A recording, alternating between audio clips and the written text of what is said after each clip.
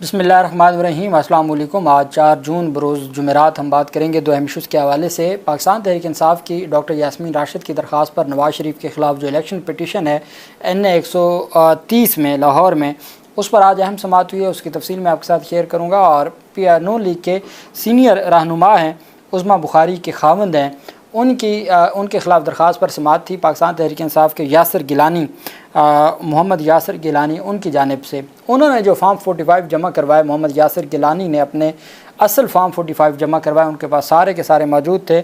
उनके साथ जो TLP के जो फॉर्म 45 जमा हुए हैं और पाकिस्तान मरकज़ी मुस्लिम लीग के जो उम्मीदवारों के फॉर्म 45 हैं वो मैच कर गए हैं।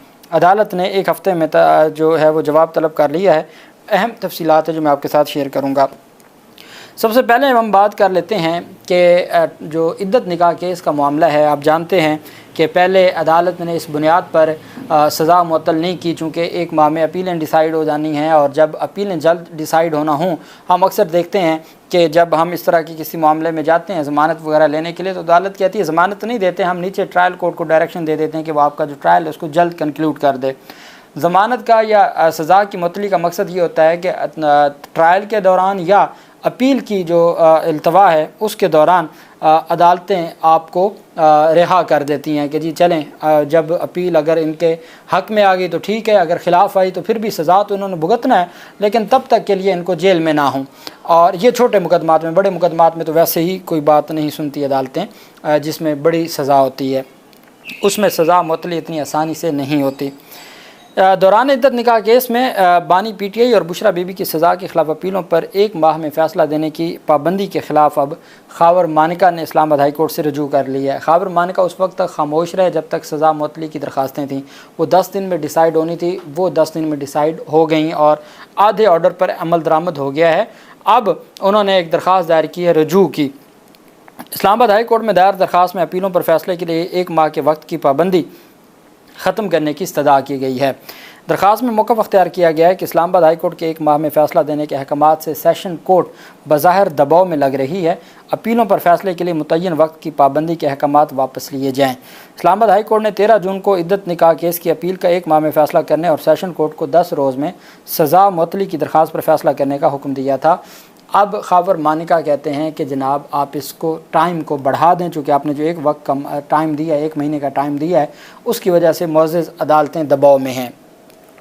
आपको भी पता है कि ये किस मकसद के लिए दरख्वास्त दी गई है। पहले 3 माह तक सज़ा मुअत्तली की दरख्वास्तों पर फ़ैसला ना हुआ और कहा गया जी डायरेक्ट अपीलों पर फ़ैसला आएगा। 3 माह गुजर गए और जब 30 मई को फ़ैसला आना था तो 30 मई को ही पहले जो तहरीरी दरख्वास्त थी अदम एतमाद की वो मंजूर कर ली गई, वो ख़ारिज कर दी गई और उसको चैलेंज ही ना किया गया।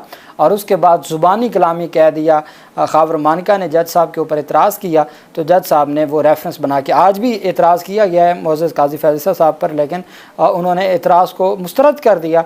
लेकिन जहाँ पे शाहरुख अर्जमन साहब ने 3 महीने सज़ा मुअत्तली की दरख्वास्तों को डिसाइड ना किया कि मैं डायरेक्ट अपीलों के ऊपर फ़ैसला सुनाऊँगा, उसमें 3 महीने मुकम्मल समाअत होने के बाद, फ़ैसला महफूज होने के बाद जो है वो अदालत की जानिब से रेफरेंस बना के, ट्रांसफ़र रेफरेंस बना के भेज दिया गया। और हम देखते हैं कि अब जब अदालत ने 1 महीने का इसी वजह से टाइम दिया था कि ये मामला पहले ही 3-4 महीनों से डिसाइड हो चुका है। जब आपने कार्रवाई करनी होती है तो आप रात के 11 बजे तक कार्रवाई करते हैं, आप रात के 9 बजे तक कार्रवाई करते हैं, आप केसेस को आगे जो तेज़ी के साथ आगे बढ़ाते हैं, आप हक़ के दिफा नहीं देते। आज भी बुशरा बेगम की दोनों जो साहबजादियाँ हैं, पहली जो ख़ावर मानिका की जो बेटियाँ हैं, वो दोनों मुलाकात के लिए गई हुई हैं। बुशरा बेगम से मुलाकात जारी है उनकी। वो पहले भी बतौर गवाह पेश होना चाहती थीं, नाम इसलिए नहीं लिया गया था कि चूँकि मसाइल बन सकते थे उन बच्चियों के लिए, लेकिन उन्होंने कहा था कि हमें दिफा का मौका दें तो हम दिफा में अपनी जो बच्चियाँ उनको पेश करेंगे। और दिलचस्प बात यह है कि सलमान अकरम राजा साहब और सलमान सफदर साहब ने कहा था कि आप हमसे गवाहों के नाम ना पूछें, हम जिन गवाहों के नाम बताएंगे उन्होंने होने ही नहीं है सुबह तक, तो इस वजह से आप हमें हक़ दे दें, हम सुबह पेश कर देंगे गवाह। अदालत ने, ये वो केस है जो फैमिली नौयत का केस था और इसमें हर सूरत जो डिफेंडेड है उसने गवाही देनी होती है। हम दो तरह के, एक तो जो क्रिमिनल लॉ है, क्रिमिनल लॉ में हमने देखा है कि जो बर्डन ऑफ प्रूफ है चूँकि वो प्रोसिक्यूशन के ऊपर होता है, तो हमेशा जो अक्यूज्ड साइड है वो 95% अपना डिफेंस विटनेस नहीं देती, लेकिन अदालत उनसे पूछती ज़रूर है कि हाँ भी आपने अपने दिफा में कोई गवाह पेश करना है या नहीं करना। लेकिन सिविल और फैमिली जो ट्रायल हैं उसमें पहले प्लेंटिफ की, मुद्दई की जो शहादत होती है और उसके बाद लाजिम व मलजूम है कि मुद्दा अलैह की शहादत हो, और अगर मुद्दा अलैह शहादत नहीं देगा तो उसका राइट क्लोज किया जाएगा, उसका हक के शहादत ख़त्म कर दिया जाएगा। लेकिन ये लाजिम व मलजूम होता है दोनों तरफ की शहादत। तो ये एक फैमिली ट्रायल जैसा इस्तगासा था और इसमें हक के दिफा ही नहीं दिया गया, और हक के दिफा ना देने के बाद फिर अब आगे चल के जो है वो 3 महीनों में, पहले जो पूरा ट्रायल है वो 21 घंटों में उसकी तकमील हुई।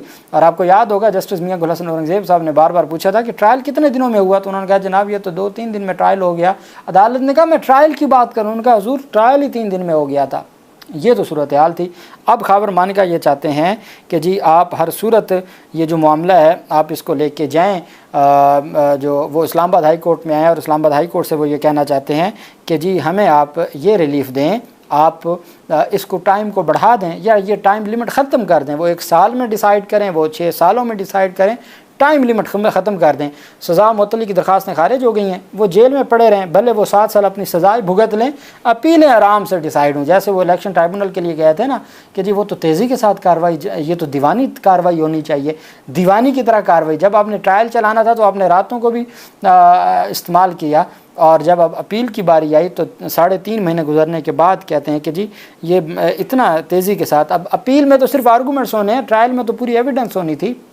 वहाँ 3 दिन में ट्रायल कंप्लीट हुआ, यहाँ 3.5 महीने हो गए और आप कहते हैं जी कि आप इसको मज़ीद टाइम को बढ़ाएं और मेहरबानी करें। तो ये हजूर वाला जो खबर मानका की जानिब से दरख्वास्त दायर की गई इस्लामाबाद हाई कोर्ट में। देखना ये है कि इस्लामाबाद हाई कोर्ट इस सारे मामले को कैसे लेके चलती है। दूसरी तरफ ट्राइब्यूनल के जो जज हैं जस्टिस अनवार हुसैन साहब, आज उन्होंने समाअत की है, और उस समाअत में एक बात मैं आपको बता दूं कि जो सुप्रीम कोर्ट ऑफ पाकिस्तान का फ़ैसला आया है, तख़ीर ज़रूर होनी है, लेकिन जस्टिस आलिया नीलम साहबा अपने 8 जजेस जिनको तैनात किया गया था, इन 8 के अलावा भी 8 जजेस अगर तैनात करती है तो सारे तगड़े जजेस हैं, इस वजह से तसल्ली रखें। हाँ तख़ीर हुई है, हफ़्ता लग जाए, 10 दिन लग जाएँ, हफ़्ते 10 दिन की ही तख़ीर है। पहले भी अदालतों ने, और फिर जो अदालतों ने अब तक हुक्म जारी कर चुके हैं वो अपनी जगह पर कायम है। वो हुक्म नया जज भी आके नहीं ख़त्म कर सकता, रिव्यू नहीं कर सकता। अच्छा, अब हुआ ये कि अदालत की जानिब से जो उज़्मा बुखारी हैं उनके खामंद हैं समीउल्लाह ख़ान, वो MPA हैं, और उनकी जो दरख्वास्त थी उस पर जो है वो ये PP 145 है लाहौर का, PP 145 लाहौर का। समीउल्लाह ख़ान के ख़िलाफ़ जो है वो बाकायदा तौर पर ये 23 मई 2024 को इस केस के ऊपर समाअत की थी जस्टिस सुल्तान तनवीर अहमद साहब ने, और जस्टिस सुल्तान तनवीर ने पहली समाअत में 23 मई को जो समीउल्लाह ख़ान के ख़िलाफ़ केस को बाकायदा समाअत के लिए मंजूर करते हुए तमाम फ़रीक़ैन को नोटिस जारी किया था, और इलेक्शन कमीशन को भी तमाम रिकॉर्ड महफूज रखने की हदायत की थी। और इलेक्शन कमीशन जो PTI के वकला ने कहा था कि हमारे पास जो तमाम फार्म 45 में वो महफूज हैं, और इलेक्शन कमीशन के अपने फार्म आपस में ही नहीं मिलते। ये PTI के वकील ने कहा था कि जी इनके तो आपस में ही फार्म नहीं मिलता, तो इस वजह से हमारे फार्म हमारे पास महफूज हैं। अब जब जस्टिस अनवार हुसैन साहब जज बन गए ट्राइब्यूनल के, तो आज केस उनके पास लगा, और उसमें जो सीनियर साफ़ी हैं इमरान भट्टी साहब, उनकी जानिब से भी और शाकिर अवान की जानिब से भी ये कहा गया है कि लाहौर हाई कोर्ट में जो ट्राइब्यूनल है, election tribunal Lahore high court का, जस्टिस अनवार हुसैन साहब उन्होंने आज समाअत की है, और उनका ये कहना है कि उज़्मा बुखारी के खामंद समीउल्लाह ख़ान के लिए सीट बजाना मुश्किल हो गया है। PP 145 लाहौर में तहरीक लब्बैक पाकिस्तान और मरकज़ी मुस्लिम लीग के तमाम फार्म 45 पाकिस्तान तहरीक इंसाफ के उम्मीदवार मोहम्मद यासिर गिलानी के फार्म 45 से मैच कर गए हैं। PP 145 के इलेक्शन ट्राइब्यूनल में तहरीक लब्बैक के उम्मीदवार मोहम्मद उमैर और पाकिस्तान मरकज़ी मुस्लिम लीग के उम्मीदवार आदिल खलीक ने अपने तमाम असल फार्म 45 जमा करवा दिए। अब जो समीउल्लाह ख़ान है, ट्राइब्यूनल ने समीउल्लाह ख़ान को विद इन वीक, एक हफ़्ते में जवाब जमा करवाने की हदायत कर दी है।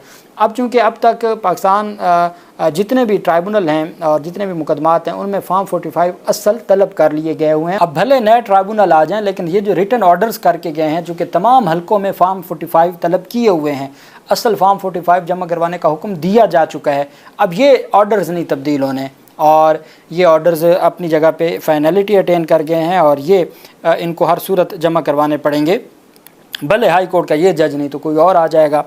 दूसरी तरफ जो अहम पेशरफ सामने आई है वो जस्टिस अनवार हुसैन साहब की अदालत में NA 130 नवाज शरीफ की कामयाबी के ख़िलाफ़ दरख्वास्त के ऊपर समाअत हुई है। लाहौर हाई कोर्ट में इलेक्शन ट्राइब्यूनल NA 130 से नवाज शरीफ की कामयाबी के ख़िलाफ़ दरख्वास्त पर समाअत हुई।